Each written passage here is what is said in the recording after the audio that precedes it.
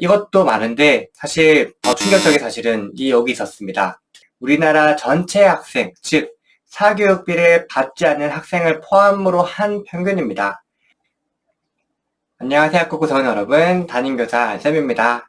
새학기 지난 지 100일 파티 각 가정에서 잘 하셨나요? 3월 2일부터 100일 동안 정말 열심히 학교 생활한 우리 자녀들, 그 옆에서 열심히 지원해주신 부모님들 모두 대단하시고 고생 많으셨습니다. 앞으로 남은 학교 생활도 저와 함께 그리고 행복한 하루하루 보냈으면 좋겠습니다. 스스로 공부하는 아이, 자기도 학습, 학원 없이 공부하기 등등을 진행하고 있는데 근본적인 이야기를 안 했더라고요. 이 기사 보신 적 있으시죠? 사교육이 역대 최대액을 돌파했다. 22년도 기준인데 그럼 이 말은 많이 들어봤을 텐데 과연 초등학교도 어떨지 저는 아무래도 초등 전문이다 보니까 이 부분에 대해서 살펴보면 좋겠습니다. 통계청과 정부에서 진행한 2022년도 초중고 사교육비 조사 보고서 내용 중에서 우리에게 필요한 내용만 발췌해 보았습니다. 우선 이 그래프를 보시면 20년도, 21년도, 22년도 참 보기만 해도 기가 막힌 수직 거의 상승하고 있죠. 그리고 22년도에는 무려 26조나 되는 사교육비가 포함이 되었습니다. 작년과 비교하자면 정말 10% 이상, 거의 3조 이상 가까이 늘었는데 초등학교 비중만 보더라도 거의 12조죠. 조금 과장을 못한다면 절반 정도입니다. 물론 초등 6년, 중고등 6년이라고 보면 그럴 수 있지만 아무래도 입시나 이런 경쟁은 중고등학교가 심한데 초등학교도 사실 그에 못지않게 절반 정도 비중을 차지하고 있다. 이것을 보면서 참 너무 안타깝고 속상했습니다. 교육부 예산을 찾아보니까 21년도 기준은 약 90조더라고요. 어릴 때부터 대학까지를 책임지고 있는 교육부 예산이 90조인데 사교육비가 비율로 따졌을 때는 29% 정도 되더라고요. 공교육 못지않게 사교육비가 엄청 크게 쓰이고 있다는 사실이 놀라웠습니다. 그런데 무엇보다 요즘 저출산이라고 해서 학생 수들이 많이 줄어들고 있죠. 이렇게 학생 수는 전체가 줄어들고 있는데 사교육비는 오히려 10%나 증가했다. 초등도 마찬가지일까요? 한번 보실게요. 초등학교 최근 10년간 비중을 살펴본다면 19년도부터 22년도까지 꾸준히 감소하고 있습니다. 22년도, 21년과 비교했을 때 줄어들었지만 교육비, 즉 사교육비는 증가한 사실을 알 수 있습니다.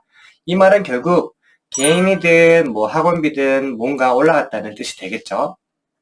그 지난주에 눈에 띄는 기사가 있었는데 선행학습 광고 처벌법을 만든다고 하는데 너무 사교육비가 충격적으로 높다 보니까 뭔가 이런저런 시도를 하는데 실현 가능성이 있는지는 잘 모르겠습니다. 추후에 이런 것들이 진행되면 또 말씀드리도록 하겠습니다.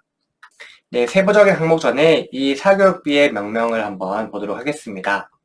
학생들이 학교의 정규과정 외에 사적인 수요에 의해 학교 밖에서 받는 보충교육을 위한, 즉 개인이 부담하는 비용을 사교육비라고 여기서 지칭을 했고요. 즉 학교 외의 보충교육비, 이를 조금 더 구체적으로 구분하자면 수학, 영어와 같은 일반 교과, 그 다음 예체능, 취미, 취업, 진로를 위한 사교육비가 있는데 아무래도 초등은 일반 교과와 예체능 두 가지가 핵심이라고 봤고요. 이렇게 구분해 놓은 것이 있습니다. 교육부를 근교육비와 사교육비 중에서 여기에 포함되는 것은 과외 사교육비, 즉 학원비나 기타 과외나 인터넷 학습 이런 것들을 지칭하고 있었습니다. 1인당 월 평균 사교육비가 대체 얼마 정도일지 정말 궁금했었는데요. 초등학교 비중을 평균으로 하면 한 달에 37만원, 1인 기준입니다. 그래서 1학년부터는 31만원, 그리고 학년이 올라가면 40만원인데 이것도 많은데 사실 더 충격적인 사실은 여기 있었습니다. 학생 1인당 월 평균 사교육비는 우리나라 전체 학생, 즉 사교육비를 받지 않는 학생을 포함으로 한 평균입니다.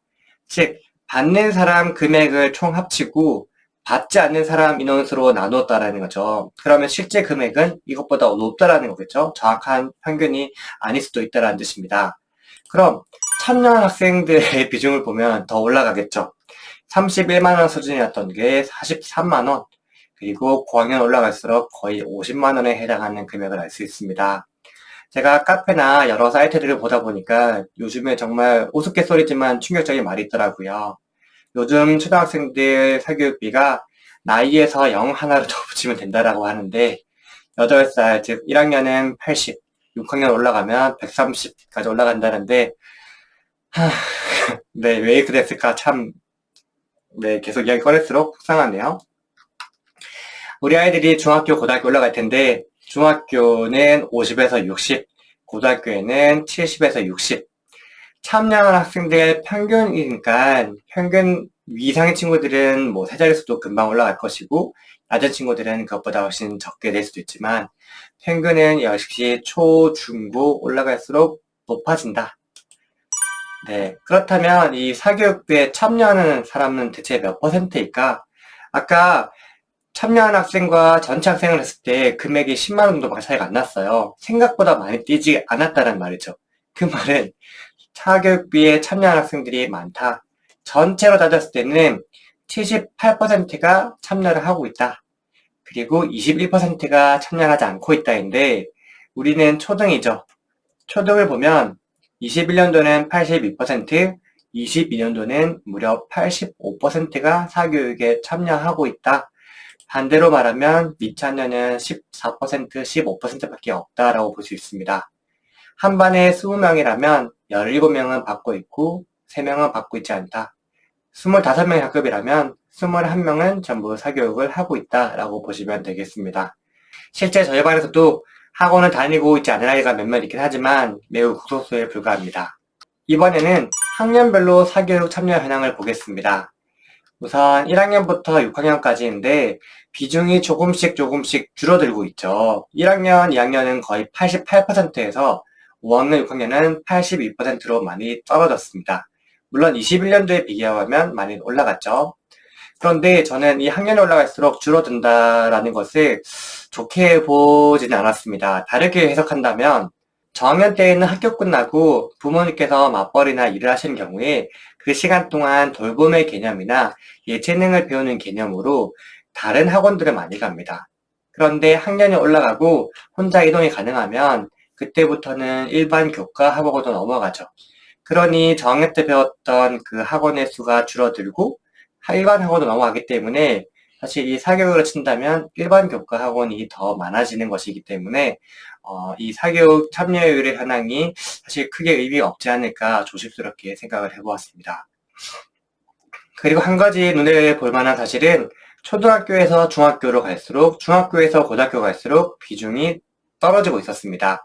물론 고등학교에는 이미 결정된 친구들이 많겠지만 중학교에도 비중이 떨어진 걸 보면 조금씩 스스로 공부하는 방법을 터득했다거나 좋게 해석한다면 나쁘게 해석한다면 공부에 많은 관심을 떨어진 가정도 많다라고 볼 수도 있을 것 같습니다. 네, 학년별 사교육 참여율에 이어서 1인당 어떤 과목에 사교육비를 많이 쓰는지 한번 보겠습니다. 아까 말씀드린 것처럼 이 예체능이나 취미가 1, 2학년 때에는 높았다가 학년이 올라갈수록 점점 떨어져요. 그런데도 불구하고 일반 교과의 비중이 확 올라가죠. 27%에서 무려 45까지 6학년이 되다 보면 아무래도 중학교 준비를 하다 보고 공부에 부담을 느끼기 때문에 결국 이 예체능 줄어든 비중보다 일반 교과 올라간 비중이 많기 때문에 전체 사교육비 비율이 확 올라간다는 걸 볼 수 있겠습니다. 거의 50만 원에 육박하죠. 그리고 학생들이 가장 많이 받는 것을 보면 영어, 그리고 수학 순으로 가장 많고 영어는 실제 학교에서 한 3학년 때 나오지만 1학년, 2학년 때부터 꾸준히 관심 많으신 분들이 많기 때문에 1학년부터 6학년까지 사실 큰 차이가 없을 정도로 영어에 대한 관심이 높고 그리고 수학은 1학년 때에 비해 거의 2배 이상 올라간 것을 알 수 있습니다. 굉장히 관심이 많기 때문에 3, 4, 5, 6 비중이 올라가고 사실 1학년 때 국어, 수학이 낮은 이유는 유치원이나 어린이집에서 기본적으로 1학년 때 배우는 내용들을 다 알고 오기 때문에 사교육을 진행하기보다 점차 어려워지고 부담이 생기는 그 다음 학년부터 이렇게 사교육비가 올라간다라고 볼 수 있겠습니다. 22만 원, 18만 원인데 한 개 단어 쓸 경우에 이런 시간이니까 주 몇 회 가느냐, 몇 시간 공부하냐에 따라서 확 올라가는 일밖에 남아있지 않겠죠. 그럼 대체 이렇게 되는 이유와 문제는 무엇일까요? 그 전에 스스로 공부한 아이로 키우기 위해 좋아요와 구독 한 번씩 눌러주시면 감사하겠습니다. 우선 통계청에서 이 이유를 설문을 같이 했었습니다. 크게 진학 준비, 선행학습, 학교 수업 보충, 그 다음에 보육, 아까 말했던 돌봄과 보육의 느낌, 불안심리, 친구 사귀기, 이 네 가지로 구분해 두었는데, 솔직히 저는 이것을 보고 항목이 너무 간단하다라고 생각이 들었고, 이를 통해서 정확한 이유를 분석하기 어렵다라는 생각이 들었습니다. 아무래도 이런 조심스러운 설문이다 보니까 정확하고 구체적으로 답변하기도 조심스럽고, 일반적으로 그냥 마음속에 있는 것보다 네 가지 중에 가장 그럴듯한 것에 투표를 했을 가능성도 높다고 볼 수 있겠습니다. 무엇보다 사실 진학 준비와 선행학습은 조금 다르긴 하지만 결국 비슷한 맥락이라고 저는 느꼈습니다. 초등학교에서 중학교 넘어가기 위해서 또는 다음 학년을 준비하는 것이 결국 선행학습인 거고, 중학교에서 고등학교 넘어가는 것도 결국 진학 준비가 선행학습, 물론 차이가 있긴 하지만 결국 진학 준비는 선행학습과 비슷한 의미로 봐도 되지 않을까 생각해서 이 항목은 큰 구분이 의미가 없다고 봤고요. 초등학교에서는 사실 이 부분도 크죠. 지금 보면 거의 18% 될 수 있죠. 저학년 같은 경우에는 보육이나 불안 심리가 있기 때문에 우선 학교 끝나고 남는 시간 동안 이런 재능이나 친구 사귈 수 있는 그런 보육이 되면서 재밌게 지낼 수 있는 공간에 많이 맡기는 경우도 여기에 해당한다고 볼 수 있겠습니다. 그리고 공교육에 종사하는 교사, 초등교육 전문가 입장에서 학교 수업 보충이 50% 그냥 절반이 넘는다는 사실이 우선 참으로 스스로 반성하고 죄송스러운 마음도 들고 어쩌다 이렇게 됐을까라는 참담함도 느끼기도 합니다. 근데 학교 수업을 보충하기 위해 학원이나 사교육을 한다고 하는데